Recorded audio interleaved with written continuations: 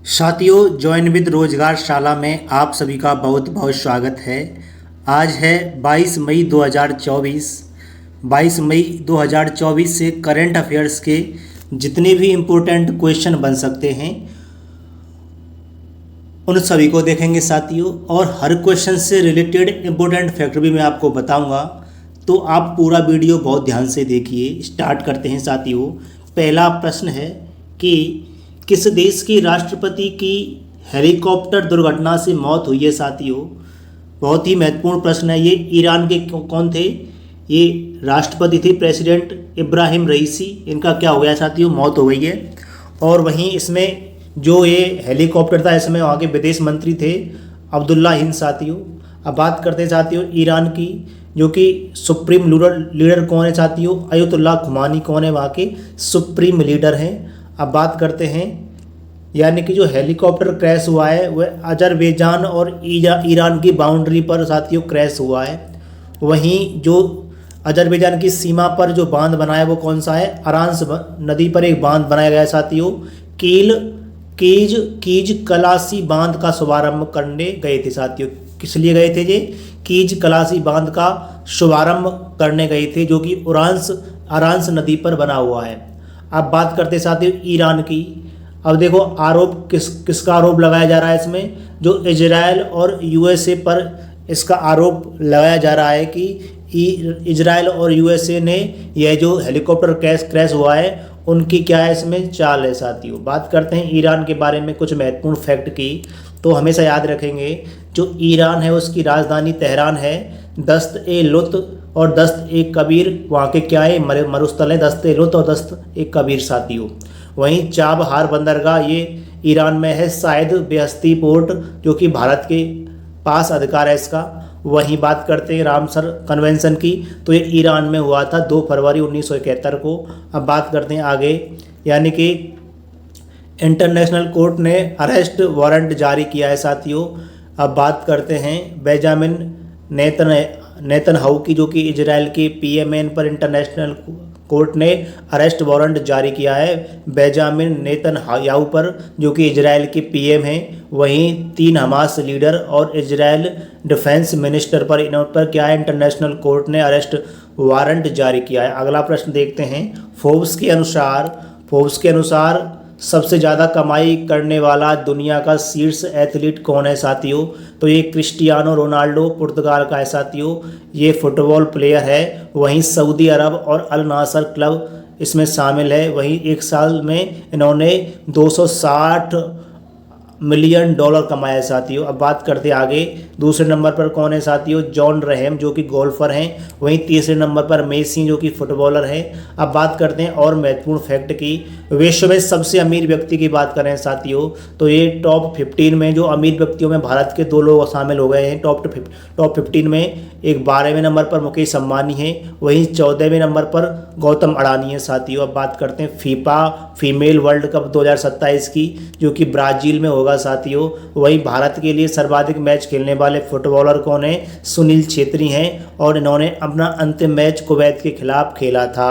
वहीं साथियों बात करते हैं संतोष ट्रॉफी की, जो कि फुटबॉल से संबंधित है। इसका आयोजन अरुणाचल प्रदेश में हुआ था साथियों, और इसमें विजेता सेना रही थी और उपविजेता गोवा रहा था। वही बात करते हैं बेलन डी अवार्ड की, तो बेलन डी अवार्ड लियोनेल मेसी को, जो कि अर्जेंटीना के हैं, उनके लिए दिया गया है। वही बात करते हैं अगले सवाल की। सवाल कह रहा है कि इटालियन ओपन का महिला एकल का खिताब किसने जीता है?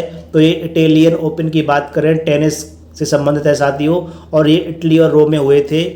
और मेल में अलेक्जेंडर ज्वेरेव ने साथियों, जोरेख ने। वहीं बात करते हैं फीमेल में ईगा स्विटेक ने, जो कि पोलैंड की हैं, और ये अलेक्जेंडर ज्वेरेव ये जर्मनी के हैं साथियों। आगे देखते हैं ऑस्ट्रेलियन ओपन, जो कि फीमेल में आर्यन सवलेका है साथियों। वहीं युगलबर्ग में रोहन बोपन्ना और मैथ्यू एल्डेन, जो कि ऑस्ट्रेलिया के हैं, और रोहन बोपन्ना ये भारत के हैं। वहीं बात करते हैं थाईलैंड की, तो थाईलैंड ओपन ये इसमें सात्विक और चिराग ने अवार्ड जीता है। वहीं G7 2024 की बात करें तो इसको होस्ट कौन करेगा साथियों? इटली करेगा। और G7 की बात करें इसमें जर्मनी, फ्रांस और जापान, यूएसए, इटली, कनाडा और इंग्लैंड शामिल हैं साथियों। बात करते हैं अगले सवाल की। सवाल कह रहा है कि एथलेटिक्स फेडरेशन ऑफ इंडिया का प्रायोजक कौन बना है। ये साथियों पूमा इंडिया बना है। वहीं इसमें फ़ायदा किसको है, किट और स्पीड सूट उपलब्ध होगा इसमें साथियों। अब बात करते हैं आगे, यानी कि अमूल T20 वर्ल्ड कप, ये साथियों यूएसए, श्रीलंका और वेस्ट इंडीज के बीच में होना है। वहीं कोको कोला की बात करें, राष्ट्रीय महिला हॉकी लीग जो कि रांची झारखंड में होगी साथियों, ये इसमें पार्टनर रहेंगे। अब बात करते हैं साथियों नीरज चोपड़ा की, ये फेडरेशन कप में गोल्ड मेडल जीता है इन्होंने। वहीं ओलंपिक में फर्स्ट मेडल जीता है कर्णम मल्लेश्वरी ने।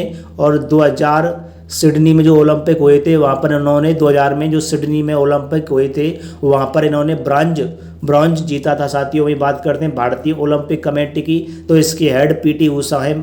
अगला सवाल देखते हैं। सवाल कह रहा है कि पहला विश्व मेट्रोलॉजी दिवस 2024 कब मनाया गया साथियों। अति महत्वपूर्ण प्रश्न है। मेट्रोलॉजी की बात करते हैं तो माप तोल की पद्धति है साथियों ये, और पहली बार 20 मई 2024 को ये मनाया गया है। वही इसकी थीम रही है, हम एक टिकाऊ कल के लिए आज को नापते हैं। अगला सवाल देखते हैं। अगली फैक्ट है साथियों, 20 मई को 1875 में मीटर कन्वेंशन माप तोल के लिए। वहीं साथियों 20 मई को विश्व मधुमक्खी दिवस मनाया जाता है, और साथियों इसके जो पालन को एपीकल्चर कहा जाता है। वहीं साथियों फुटबॉल दिवस मनाने की घोषणा 25 मई को की गई है साथियों, यानी कि 25 मई को क्या मनाया जाएगा, फुटबॉल दिवस मनाया जाएगा। वहीं हैदराबाद के लिए स्वाधीनता दिवस 17 सितंबर, और वही 17 सितंबर 1948 से ऑपरेशन पोलो साथियों लगाया गया था। बात करते हैं आगे माप तोल के बारे में, तो पहले राज्य सूची का विषय था साथियों, अब समवर्ती सूची का विषय है। और 42वें संविधान संशोधन अधिनियम में शिक्षा, वन्य जीव और वन माप तोल और न्याय प्रशासन को साथियों जोड़ा गया था। वहीं वीर बाल दिवस की बात करें तो 26 दिसंबर को, वहीं पराक्रम दिवस की बात करें तो 23 जनवरी को साथियों। अगला प्रश्न देखते हैं, और प्रश्न कह रहा है कि वित्त वर्ष 2024 में PSU बैंक में सर्वाधिक बिजनेस ग्रोथ किसने हासिल किया है साथियों। तो ये बिजनेस ग्रोथ की बात करते हैं। पहले नंबर पर बैंक ऑफ महाराष्ट्र है, दूसरे नंबर पर स्टेट बैंक ऑफ इंडिया है, और इसमें साथियों जमा धन ग्रोथ में पहले स्थान पर बैंक ऑफ महाराष्ट्र है साथियों। आगे देखते हैं बैंक ऑफ बॉम्बे की बात करते हैं। बैंक ऑफ बॉम्बे और मद्रास और बंगाल, ये इनको पहले 1921 तक इम्पीरियल बैंक बना दिया गया, फिर 1921 के बाद 1955 में इसका राष्ट्रीयकरण किया गया, तो इसको SBI के नाम से जाना जाता है। वहीं साथियों और किस कमेटी से बनाया गया था, इसको गोरेवाला कमेटी के द्वारा। तो भारत में 14 बैंकों का राष्ट्रीयकरण साथियों 1969 में हुआ था, और 6 बैंकों का राष्ट्रीयकरण बाद में ये 1980 में हुआ था साथियों। आगे देखते हैं। अब बात करते हैं RBI की, तो RBI का राष्ट्रीयकरण 1 जनवरी 1949 को किया गया था साथियों। वहीं सिडबी बैंक का मुख्यालय लखनऊ में है। वहीं आगे बात करते हैं साथियों कि सुप्रीम कोर्ट ने किस सरकारी संस्थान पर विशेष अदालत के संज्ञान लेने के बाद गिरफ्तारी के अधिकार पर रोक लगाई है साथियों। ईडी किसके आधार पर, ईडी आधार बताया गया है इसमें, और आर्टिकल क्या होता है इसमें 21 साथियों। वहीं बात करते हैं ईडी की, तो इसकी फुल फॉर्म होती है इन्फोर्समेंट डायरेक्टरेट साथियों, क्या डायरेक्टरेट, और 1956 में इसकी स्थापना हुई थी, और यह वित्त मंत्रालय के अधीन काम करता है। और साथियों जो कार्य होता है इसमें क्या होता है, PMLA और एक्ट 2002 के उल्लंघन पर गिरफ्तार और मनी लॉन्ड्रिंग को रोकना इसका क्या उद्देश्य है। वहीं साथियों आर्टिकल 21 में राइट टू लाइफ के तहत और पर्सनल लिबर्टी के तहत क्या है, किस आर्टिकल क्या कहता है, राइट टू लाइफ और या पर्सनल लिबर्टी साथियों। अब बात करते हैं लोकपाल संस्था की, तो इसका हेड लोकपाल संस्था का कहाँ है, कौन है साथियों, वर्तमान में पिनाकी चंद्र घोष है, और दूसरे कौन है साथियों, मणि कराव साथियों। पहले कौन थे लोकपाल संस्था के पहले हेड कौन थे, पिनाकी चंद्र घोष, और दूसरे अजय बंगा अजय माणिक कराव साथियों। वहीं बात करते हैं सीबीसी की, तो इसकी स्थापना संस्थानम समिति की सिफारिश पर की गई थी और इसका उद्देश्य भ्रष्टाचार को रोकना है। आगे बात करते हैं प्रश्न संख्या 8 है साथियों। प्रश्न कह रहा है कि भारतीय नौसेना को सौंपी गई AK-203 असॉल्ट राइफल किसके सहयोग से विकसित की है साथियों। AK-203 की बात करें असॉल्ट राइफल की, तो इसका निर्माण भारत और USA में किया जाएगा साथियों। वहीं साथियों इसमें 27,000 राइफल्स का निर्माण किया जाएगा साथियों। वहीं साथियों कहाँ पर निर्माण, भारत रूस का संयुक्त उपक्रम है साथियों और इसकी स्थापना यूपी कोरबा में की गई थी साथियों।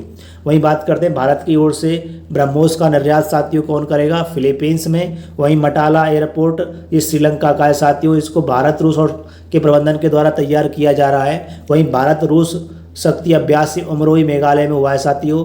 वहीं भिलाई इस्पात संयंत्र छत्तीसगढ़ में है।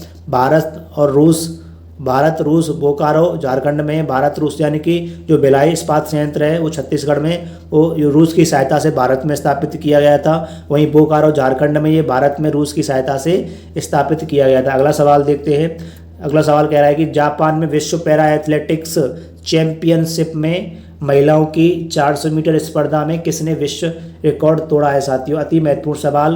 दीप्ति जीवन जी जो कि भारत की हैं। वहीं बात करते हैं विश्व पैरा एथलेटिक्स चैंपियनशिप जापान की साथियों, जो कि 400 मीटर की दौड़ में वर्ल्ड रिकॉर्ड स्थापित किया है इन्होंने। वहीं 55.07 सेकंड और का टाइम लिया है इसमें इन्होंने 400 मीटर की दौड़ में, और वहीं इन्होंने गोल्ड मेडल जीता है साथियों। अब बात करते हैं इनसे पहले रिकॉर्ड किसने बनाया था। USA की ब्रीना क्लार्क ने, जो कि 55.12 सेकंड में इन्होंने दौड़ लगाई थी। अब बात करते हैं साथियों अगले फैक्ट की, तो सुल्तान अजलान शाह का साथियों ये मलेशिया में साथियों वही जीता।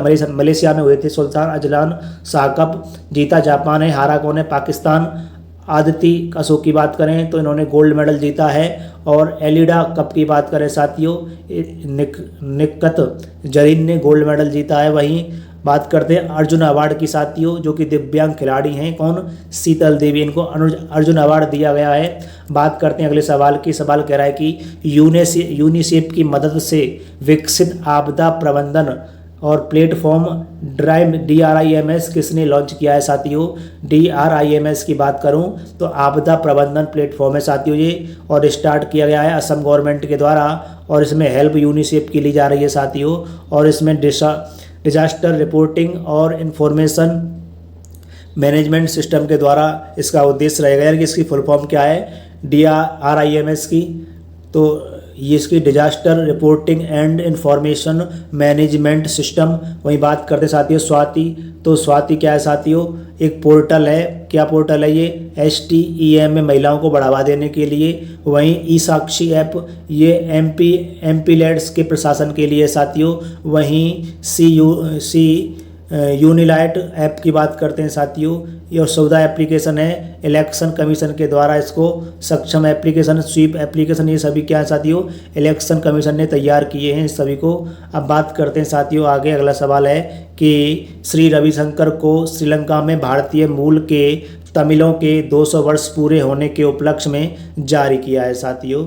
अब साथियों जारी किया गया पहला डाक टिकट, यानी कि श्री रविशंकर को श्रीलंका में भारतीय मूल के तमिलों के 200 वर्ष पूरे होने के उपलक्ष्य में जारी किया गया पहला डाक टिकट प्राप्त हुआ है साथियों। 22 मई 2024 से करंट अफेयर्स के जितने भी इंपॉर्टेंट क्वेश्चन बन सकते थे उन सभी की मैंने आपके सामने चर्चा की, और मैंने स्टैटिक जीके के बहुत सारे इसमें प्रश्न कराए साथियों। यदि आपको मेरी ये वीडियो पसंद आई है तो प्लीज़ आप मेरे यूट्यूब चैनल ज्वाइन विद रोजगारशाला को सब्सक्राइब कर लीजिए, और वीडियो पसंद आती है तो वीडियो पर लाइक भी कर सकते हैं, कमेंट भी कर सकते हैं, और अपने दोस्तों के साथ शेयर भी कर सकते हैं। फिर मिलेंगे साथियों अगली करंट अफेयर की एक बेहतरीन क्लास में। तब तक के लिए जय हिंद जय भारत।